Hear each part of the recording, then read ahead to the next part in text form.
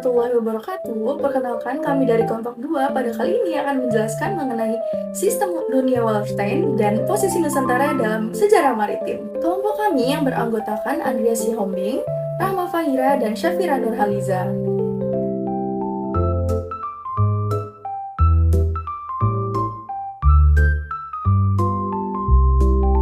Dunia harus dipahami sebagai satu sistem yang saling terhubung. Sejak periode yang dikenal sebagai abad ke-16 panjang, yaitu sekitar tahun 1450 hingga 1640, berbagai wilayah di dunia mulai terintegrasi dalam suatu sistem ekonomi global yang disebut Capitalist World Economy atau ekonomi dunia kapitalis. Berbeda dengan sebuah kekaisaran yang berada di bawah suatu pemerintahan pusat, sistem dunia kapitalis terbentuk melalui jaringan perdagangan internasional. Nah, pembagian kerja global dan juga proses akumulasi modal yang melampaui batas negara. Dalam sistem ini, berbagai sumber daya seperti tenaga kerja, lahan, hingga jalur transportasi laut diperlukan sebagai komoditas yang dapat menghasilkan keuntungan ekonomi. Teori sistem dunia berusaha menjelaskan mengapa terdapat ketimpangan pembangunan antara satu wilayah dengan wilayah lainnya. Menurut Wallerstein, ketimpangan tersebut bukanlah sesuatu yang terjadi secara alami, melainkan merupakan hasil dari hubungan ekonomi yang telah berlangsung selama berabad-abad. Dalam perspektif ini, kemajuan negara-negara maju tidak dapat dipisahkan dari hubungan mereka dengan wilayah lain yang berperan sebagai penyedia bahan baku dan juga sumber daya. Oleh karena itu, perkembangan suatu negara harus dilihat dalam konteks hubungan global yang lebih luas. Dalam kajian sejarah maritim, teori ini sangat relevan karena laut menjadi penghubung utama yang memungkinkan berlangsungnya perdagangan internasional. Melalui jalur pelayaran, barang, manusia, dan juga modal dapat berpindah dari satu kawasan ke kawasan lainnya dalam jumlah yang besar. Akibatnya, laut tidak hanya menjadi sarana transportasi, tetapi juga menjadi arena persaingan ekonomi dan juga politik antar wilayah. Dengan demikian, teori sistem dunia membantu kita memahami bahwa sejarah maritim bukan hanya tentang pelayaran atau perdagangan, tetapi juga bagaimana hubungan ekonomi global membentuk struktur kekuasaan dunia. Teori ini menjadi landasan penting untuk menjelaskan posisi berbagai wilayah termasuk Nusantara dalam sistem ekonomi global yang berkembang sejak awal era modern.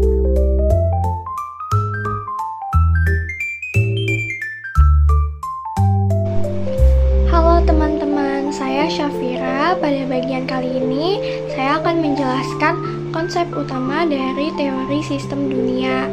Nah, yaitu pembagian wilayah menjadi yang pertama ada core atau pusat, yang kedua ada semi-periferi atau pinggiran, dan yang ketiga periferi atau pinggiran.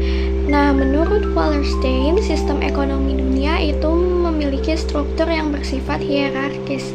Artinya, setiap wilayah itu memiliki posisi dan fungsi yang berbeda dalam pembagian kerja global. Nah, pertama kita akan membahas wilayah core atau pusat. Nah, wilayah ini merupakan akumulasi modal dan wilayah yang memperoleh keuntungan terbesar dalam sistem dunia.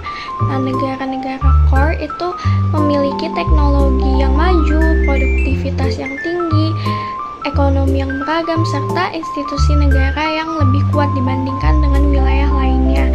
Nah, selain itu, mereka juga memiliki kekuatan militer dan kemampuan mengendalikan perdagangan internasional. Nah, dalam sejarah modern awal, wilayah-wilayah seperti negara Belanda, kemudian Inggris itu menjadi contoh wilayah core karena mampu menguasai jalur perdagangan dunia melalui kekuatan maritim dan teknologi pelayaran. Yang kedua adalah wilayah periferi atau pinggiran. Nah, wilayah ini umumnya itu berperan sebagai pemasok bahan mentah dan komoditas primer yang dibutuhkan oleh negara-negara core atau negara pusat. Nah, aktivitas ekonominya itu ya otomatis sering bergantung pada eksploitasi sumber daya dan tenaga kerja yang murah. Nah, akibatnya keuntungan yang diperoleh oleh negara atau wilayah periferi ini itu relatif kecil dibandingkan nilai ekonomi yang dihasilkan. Nah, banyak wilayah koloni di Asia, Afrika, dan Amerika Latin itu ditempatkan pada posisi ini, termasuk Nusantara, negara kita pada masa kolonial kayak gitu. Yang ketiga, semi-periferi atau semi-pinggiran. Nah, posisi ini tuh berada di antara wilayah core atau pusat dan wilayah periferi atau pinggiran.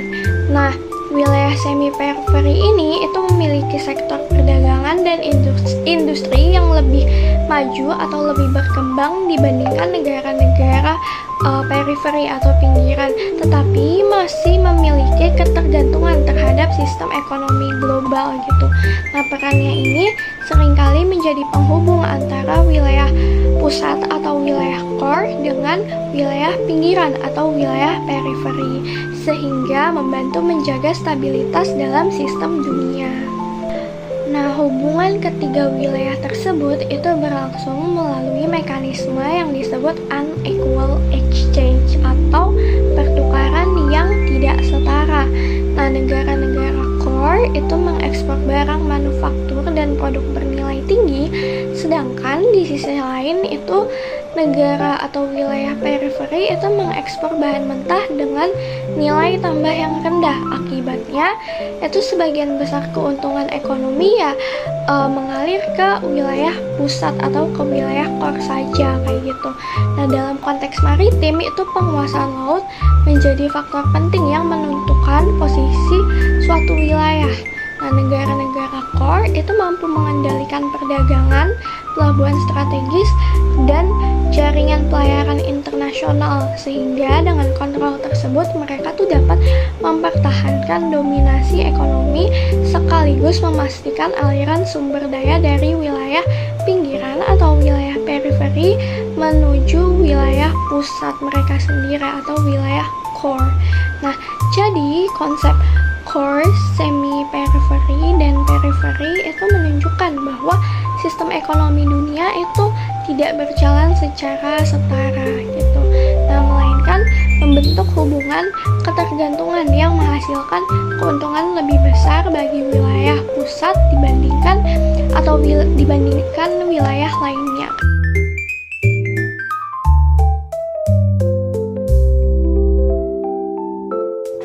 Oke, di sini saya Andreas akan melanjutkan penjelasan tentang teori sistem dunia, dan kali ini pembahasannya adalah mengenai posisi Nusantara dalam jaringan sistem dunia maritim berdasarkan teori sistem dunia. Nah, jadi sebelum kedatangan bangsa Eropa pada abad 16, itu Nusantara itu telah menjadi bagian penting dari jaringan perdagangan maritim di wilayah Asia Tenggara gitu, dan pelabuhan-pelabuhan seperti Malaka, Aceh, Banten, dan Makassar itu berkembang sebagai pusat perdagangan yang ramai dan terbuka bagi para pedagang-pedagang asing seperti dari Tiongkok, India, Arab, walaupun wilayah Asia lainnya, dan ini berlangsung secara relatif terbuka dan seringkali menghasilkan perdagangan yang kompetitif. Nah, tapi semenjak kedatangan VOC atau kedatangan Belanda ke wilayah Nusantara itu menyebabkan terjadinya sebuah pergeseran sistem di mana Belanda pada saat menjajah atau menginvasi Indonesia, mereka melakukan monopoli perdagangan di wilayah Nusantara gitu. Melalui kekuatan tersebut, VOC itu berhasil mengendalikan jalur perdagangan dan menerapkan monopoli terhadap komunitas rempah-rempah juga, dan itu menyebabkan posisi Indonesia saat itu sangat terjepit akibat jalur perdagangan, apalagi di daerah maritim mereka itu sangat dibatasi oleh pihak Belanda saat itu. Nah, dalam perspektif sistem dunia, Nusantara itu kemudian terintegrasi gitu ke dalam ekonomi global sebagai wilayah periferi atau wilayah pinggiran pada saat itu, yang pada saat itu Nusantara itu hanya berfungsi sebagai pengekspor komoditas yang bernilai tinggi seperti rempah-rempah dan juga bahan-bahan baku lainnya gitu, yang nantinya akan diekspor ke negara-negara yang memiliki status sebagai core gitu atau sebagai negara maju. Nah, dari kondisi yang dialami Indonesia itu menyebabkan adanya mekanisme unequal exchange itu, di mana terjadinya pertukaran yang tidak setara antar wilayah pusat dan wilayah pinggiran. Nah, Nusantara itu menghasilkan komoditas yang bernilai tinggi, tetapi kendali atau distribusi, perdagangan, dan juga keuntungan berada di tangan kekuatan kolonial yang menyebabkan Nusantara dan beserta rakyatnya itu hanya memperoleh keuntungan yang kecil gitu, ataupun tidak memperoleh keuntungan sama sekali dari terjadinya sebuah mekanisme tersebut gitu. Nah, oleh karena itu, posisi Nusantara dalam sistem dunia maritim bukan hanya sebagai jalur perdagangan, tetapi juga sebagai bagian dari struktur ekonomi global yang mendukung perkembangan kapitalisme dunia. Dan hingga saat ini pun melalui jalur laut dan perdagangan rempah-rempah, Nusantara memainkan peran penting dalam ekonomi global, meskipun keuntungan terbesar itu justru dinikmati oleh negara-negara pusat yang ada di Eropa itu sendiri. Nah, berdasarkan pembahasan yang tadi telah disebutkan oleh kelompok kami, itu dapat disimpulkan gitu bahwa teori sistem dunia ini tuh membantu gitu menjelaskan bagaimana wilayah laut itu menjadi penghubung utama dalam perekonomian global, sekaligus menciptakan hubungan yang mungkin tidak seimbang antara wilayah pusat dan wilayah pinggiran gitu. Dan dalam konteks sejarah maritim, Nusantara atau sekarang ini Indonesia itu memiliki peran yang sangat penting dalam menjalankan perdagangan dunia, namun lebih banyak ditempatkan sebagai pemasok komoditas bagi kepentingan ekonomi negara-negara pusat. Oke, mungkin sekian dari kelompok kami. Terima kasih atas perhatiannya. Wassalamualaikum warahmatullahi wabarakatuh.